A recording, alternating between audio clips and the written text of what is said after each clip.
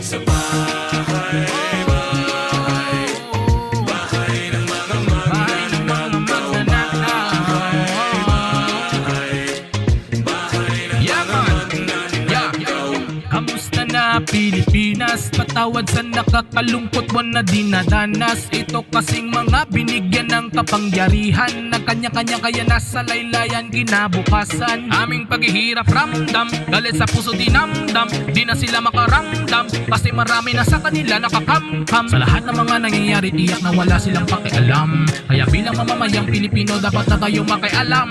Mga sumusunod sa amin magiging kawawa, sana'y tulungan ka na may likas.